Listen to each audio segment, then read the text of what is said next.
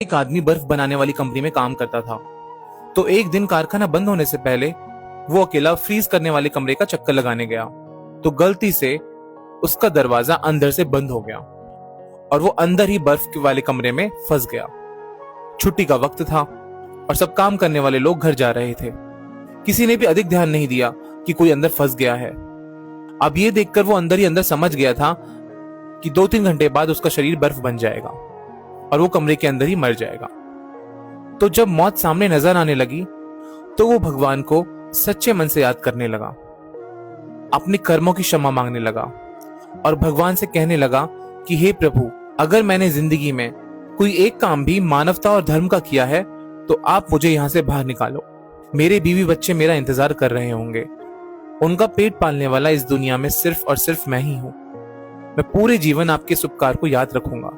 और ये सब कहते कहते उसकी आंखों से आंसू निकलने लगे। 1 घंटा ही गुजरा था कि अचानक फ्रीजर रूम में खटखटाहट की आवाज आई। दरवाजा खुला तो चौकीदार भागता हुआ आया, उस आदमी को उठाकर बाहर निकाला और गर्म हीटर के पास ले गया और उसकी हालत कुछ देर बाद ठीक हुई। अब वो ठीक हुआ तो उसने चौकीदार से पूछा, आप अंदर कैसे आए? फिर जो चौकीदार बोलता है, ध्यान से सुनिएगा। चौकीदार ने बोला, साहब मैं 20 साल से यहाँ काम कर रहा हूँ। इस कारखाने में काम करते हुए रोज सैकड़ों मजदूर और ऑफिसर कारखाने में आते जाते रहते हैं।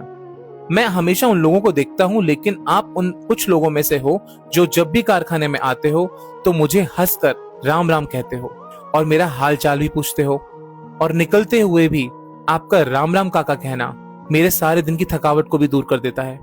जबकि अक्सर लोग मेरे पास से यूं ही गुजर जाते हैं कि जैसे मैं वहां हूं ही नहीं। आज हर दिन की तरह मैंने आपको सुबह आते हुए तो देखा, पर लेकिन राम राम काका सुनने के लिए मैं इंतजार करता रहा, और जब ज्यादा देर हो गई तो मैं आपको तलाश करने चल पड़ा कि कहीं आप मुश्किल में तो नहीं फंसे हैं। अब ये सुनकर वो आदमी हैरान हो गया और सोचने लगा, किसी को हंसकर राम राम कहने जैसा एक छोटे से काम की वजह से आज उसकी जान बच गई।